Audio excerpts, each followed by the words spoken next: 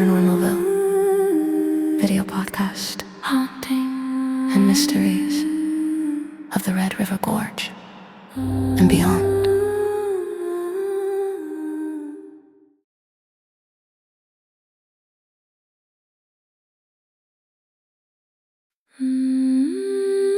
Paranormal Hotspot.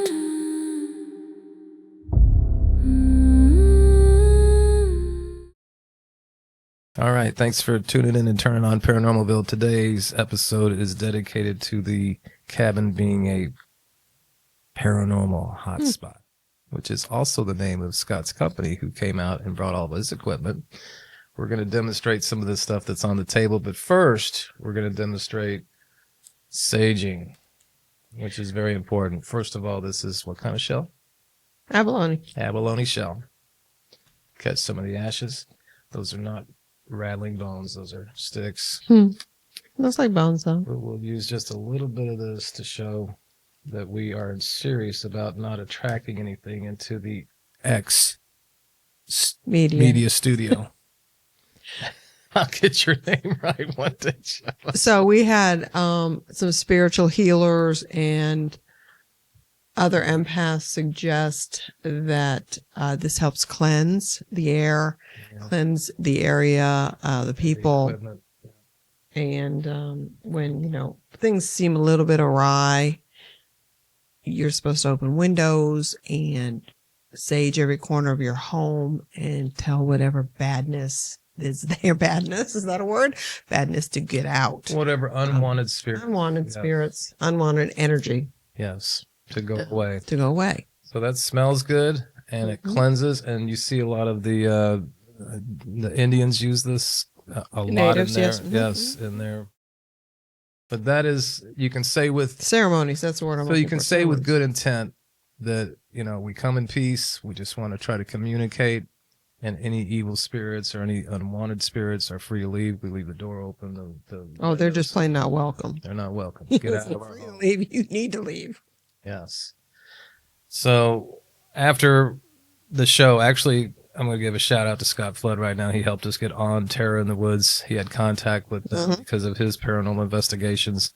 He knew that they were putting together a series called Terror in the Woods, later named These Woods Are Haunted. Our haunted cabin was the Ghosttober special. And I decided to invite him out to bring all of his gadgets and goodies. And guess what?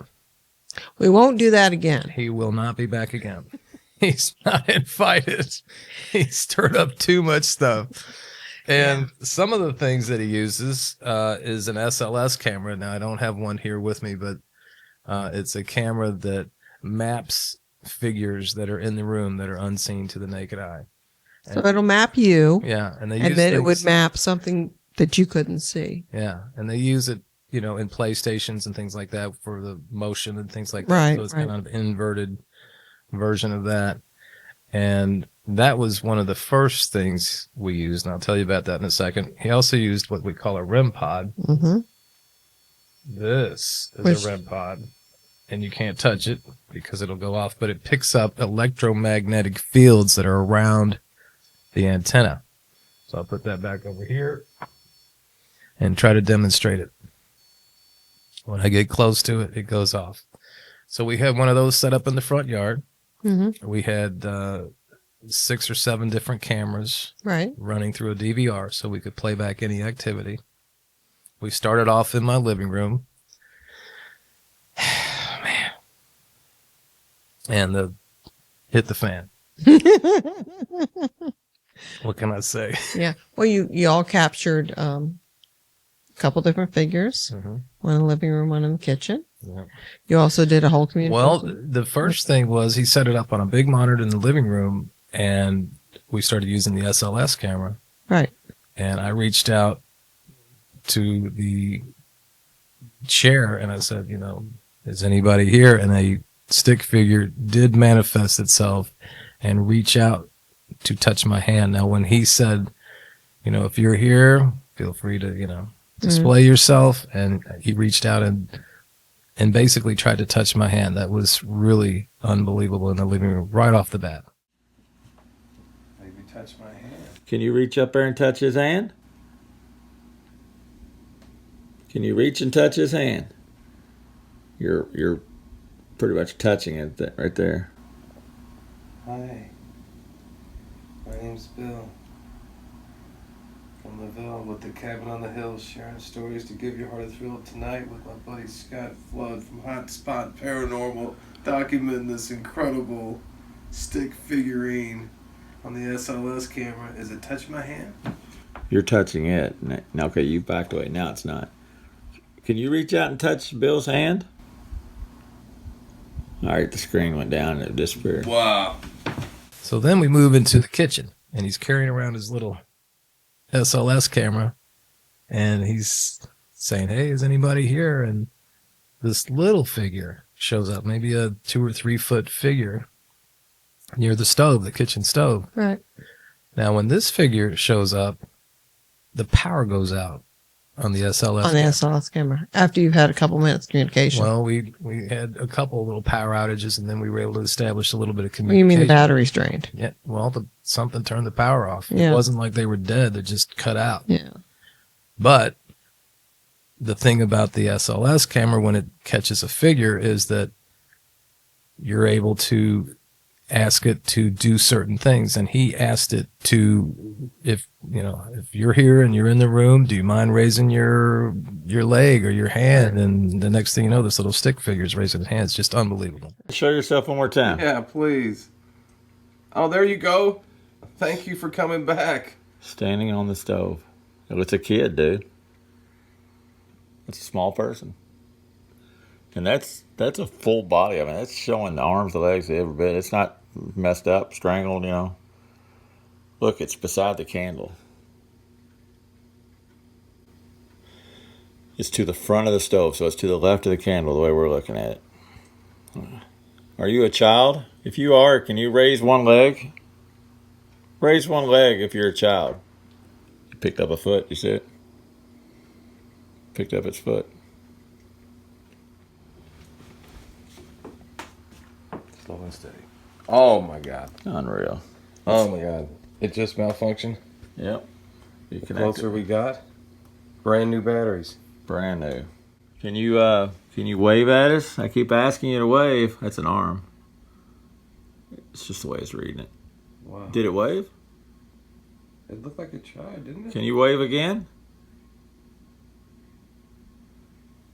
Can you take your hand above your head?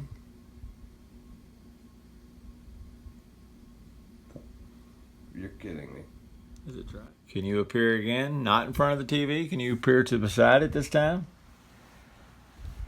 Hold this. Beside Look at it. that. No way. Right No there. way. Beside it. So we have an intelligent Yep. It's sitting response. on. It's standing or sitting Right beside here. I'm going to back up. This is the TV we're looking at, folks. And there's the image. And it's gone now. Thank you so much for sharing that energy. it. Can you appear on the other side of the TV now? It does this. You're going to run, right? Yeah, I'm going to be sleeping in my car again. Can you appear on the other side of the TV? I'm already thinking Which would about be it. over here? Can you... Same side. What? That's an intelligent response. Looks like two of them almost. You just pointed over there. I did, didn't I? Yes. Point the wrong side. Yes, you did. Can you move to the other side? There's two of them there. Almost. Looks like it.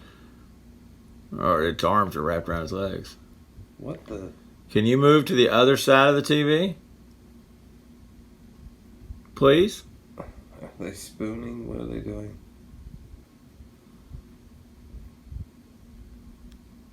Can you turn the What's TV going off? on over there, man? Can you turn the TV off? You turned it off What is early. that? It's on top now. It's on It's top. on top. It moved.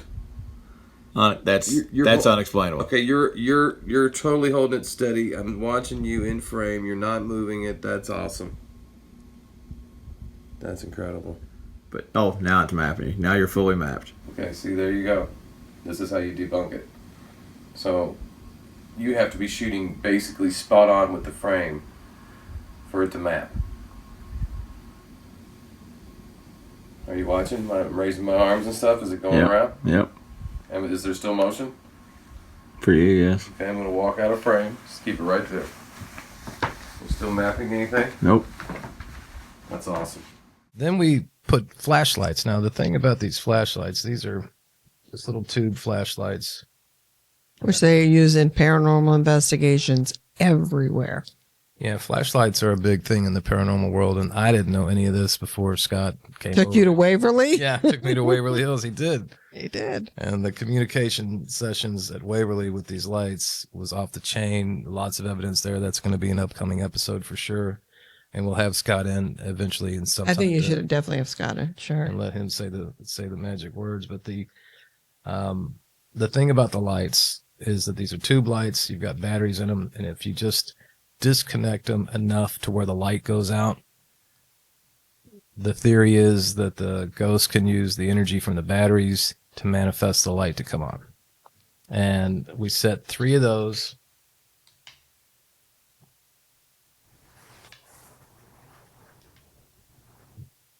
Just like that on the edge of my deck. Yep. And fortunately, I was recording because I was skeptical. Yep. I mean, I had major evidence from Waverly Hills, but this is our cabin now. And this was real. So we put it on the back deck, and it was late. It was about 3 o'clock in the morning. It was way late. And he had 3 different lights, and he starts establishing what I would call intelligent conversation. Mm-hmm. Totally. Like, okay, if you're here, use one of the batteries and the lights to turn it on. And it came on. What was really wild is when he said, well, can you make it any brighter? I'll be damned. That light got bright. Mm-hmm. And it stayed bright. And he said, okay, we'll go ahead and turn it off. And when he says turn it off, it goes off.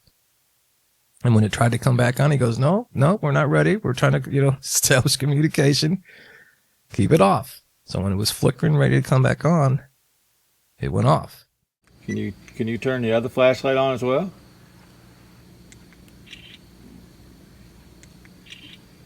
Either turn it on full bright and leave it on. I'm getting a lot of static in my radio. I never get that static. Are you here for real? How about the other flashlight? Will you turn it on as well? I'm getting major interference. I'm gonna turn this light off. Oh man. Didn't even remember it was on. I feel like you're giving me a sign of the cross or something. Hang on. It got brighter when I turned the battery off. I mean, like, look how much brighter it's getting. Yeah, it's got off. That's what I said. What the heck? Remember I said go really bright or go off? Yes. This is what I decided to do. Come on now. Can you turn it back off for me now? Then I can ask you some questions and we'll see if we can get some answers to them. Will you please turn that flashlight back off? Right now, please. There you go. Come on, turn it off right now. Thank you very much. Turn it off. Okay. I need it to stay off, please. And that went on for about 5 minutes.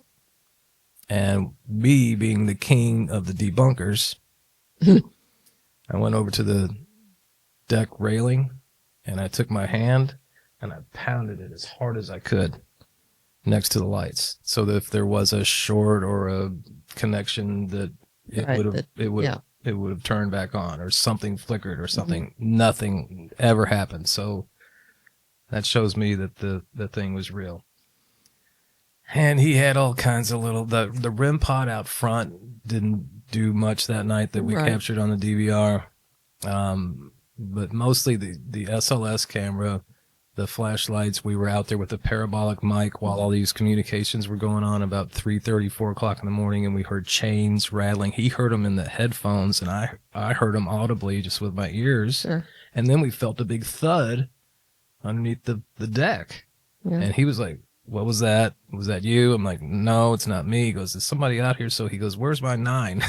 9mm. And you were videotaping all of this on your phone at the time. Yeah. Jeff's going to roll that for us for sure. Here at the studios. This is the K2 meter. K2 meter, yeah. Yeah, hand that to me, John. So this is a K2 meter. He brought this too. Measures electromagnetic fields as well. And There's a lot of activity on this that. was on the rail next to the lights. And as he was communicating, of course, the red lights were pinging on the K2 meter. So, this stuff is foreign to me. We're just learning about it. I just bought him all this new equipment for Christmas so we could play with it. And learn it. Sorry. Yeah, learn for ourselves, I guess. Yeah. Yes. So thank you for the Christmas Oh, present. sure. Yeah, it's great. So what did I do? On Christmas Day, you played with your REM pod. That sounds so weird. But it was a Christmas present. We're trying to keep this PG, Cher, right? So you weren't allowed to play with any of your toys until Christmas. That's exactly right. Yeah. And the first toy I picked up was the REM pod. Now, what's interesting is there's a couple different settings on here, but you have to get close to this antenna for it to go off. It's very sensitive to electromagnetic fields that are emanating in the area. Mm-hmm. So we didn't have Wi-Fi going. We didn't have phones nearby. No. We didn't have anything that would set this thing off. And I had about a 10-minute conversation the first time and about a 6-minute conversation the next time that is going to blow your mind. Now, we're going to go ahead and let the footage speak for itself. Yeah. Words are poor tools to express the paranoia. The paranoia of the paranormal. There you go. That went with this investigation. So, Jeff, if you don't mind, man, go ahead and cue that up.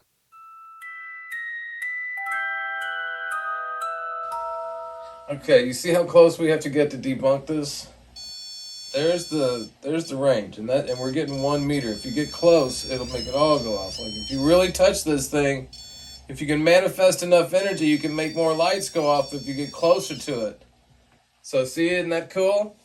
If you're the one that likes, yes, it's cool. So you're from this land, right? You're an ancient spirit, right? An ancient male spirit? Thank you. So, did you move the remote off the kitchen table the other night? Wow. You see how you have to touch this antenna really close.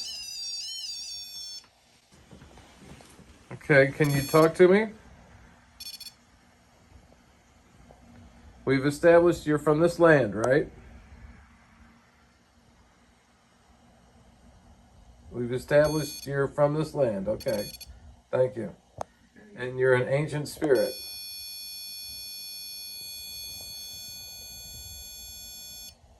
Wow, that's a definitive. All right, folks, we are in the haunted cabin. It is Christmas night. I would say what we're having is a paranormal experience right now. Well, there you go. I wanted to get a REM pod for my Christmas present, and we've had some major activity. Right, Charisse? I would say be careful what you're doing, or Do you like Charisse? Touch the antenna if you like Charisse.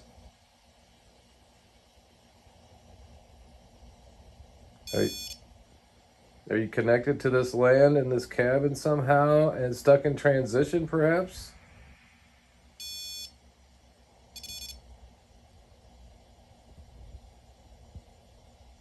Do you want us to help?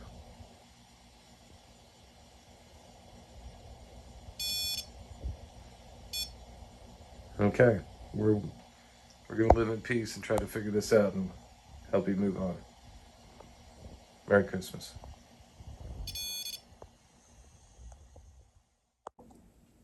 Okay, guys, we're playing with the REM pod on the Christmas table. There's somebody here trying to communicate. Please try to touch that antenna. The closer you get to it, the more it'll go off. And we're trying to establish a communication. Can you touch the antenna?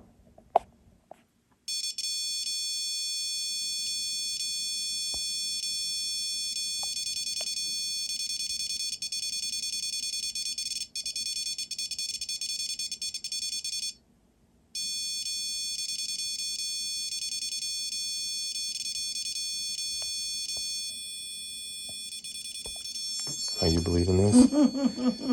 It's almost in a rhythm. It's singing you a song. Okay, thank you for that. Thank you so much. You don't have to touch it anymore. You can stop. You can stop touching it. I'm going to back away. Make sure it's not my energy. Because it's pretty amped up right now. Okay, all right, we got it. You can turn it off. Go ahead. Stop touching the antenna. Please. I want to ask another question. Do you want me to ask another question?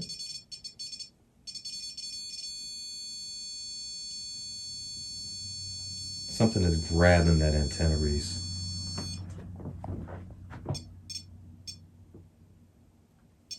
Okay. Alrighty. Well, thank you for sharing with the REM pod. It's only our second time trying to use it. Does the angel have anything to do with your ability to...